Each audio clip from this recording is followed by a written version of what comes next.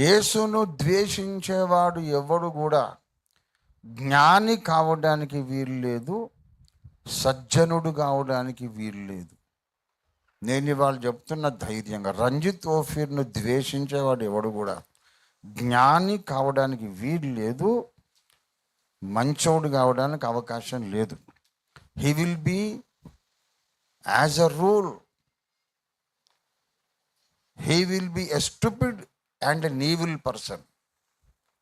నేను వేల కొలది అద్భుత సంగతులు చెప్పి కూడా నేను ఇంకా అపొస్తలుల కార్యాలు 2:42లోనే 2000 సంఘాలు నడిపిస్తున్నాను. దేవునికి స్తోత్రం కలుగును గాక. ఆ దారి తొలగించానా నేను? వాడికి కడుపుమంటే ఏంటంటే, ఆ దారి సరే భయ్ నడిపినావు, కానీ నాకు తెలియని ఇన్ని సంగతులు నీకెందుకు తెలియాలి? ఇది చేతగాని ఏడుపు. అరే, దేవుడు నన్ను అభిషేకించాడు, దేవుని మర్మముల కొరకు నన్ను గృహ నిర్వాహకునిగా పెట్టాడు. దాని నా తప్ప? దానికి నువ్వేం చేస్తావు, నేనేం చేస్తాను? దేవుని ఏర్పాటు అది. బారూకు రాసిన మాటలు బైబిల్లోకి ఎందుకు వచ్చినాయి అంటే ఏం చెప్పాలి? What is that stupid argument?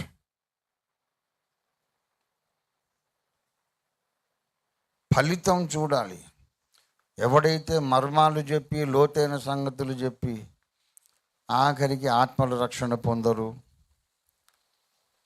ఎవడైనా ప్రార్థన కొరకు వచ్చినా సరే వాడు అపోస్తలుల బోధ కాకుండా ఇంకో బోధలో ఉంటాడు, ప్రార్థన చెయ్యడు.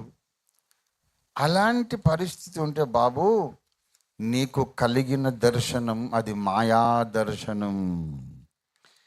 నీ ఊహలు నువ్వే కల్పించుకున్నావు, దేవుడు ఇవ్వాలి అనాలి. అనేక మర్మములు బోధించిన భక్తుని యొక్క అనుచరులు పౌలు నేర్పిన మార్గంలో ఖచ్చితంగా నడుస్తుంటే, బ్రదర్, మీకు వచ్చినటువంటి ఆ దర్శనములు దేవుడే కలిగించిన దర్శనములు, దేవుడు మీకు అద్భుతమైన అభిషిక్తమైన ఊహాశక్తిని ఇచ్చాడని ఒప్పుకోవాలి. ఈ మాట న్యాయపీఠం ముందు కూడా నిరూపించబడుతుంది.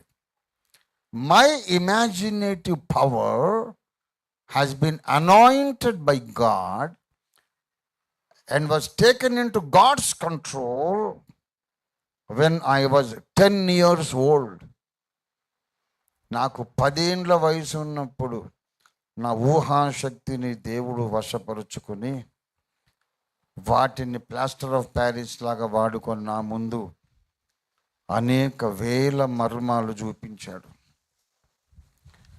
కన్నుల ముందు అన్ని కనబడితే ఊహాశక్తి అది మెదడుకు సంబంధించింది కాదు, మెదడుకు మించినటువంటి మనస్సుకు సంబంధించింది.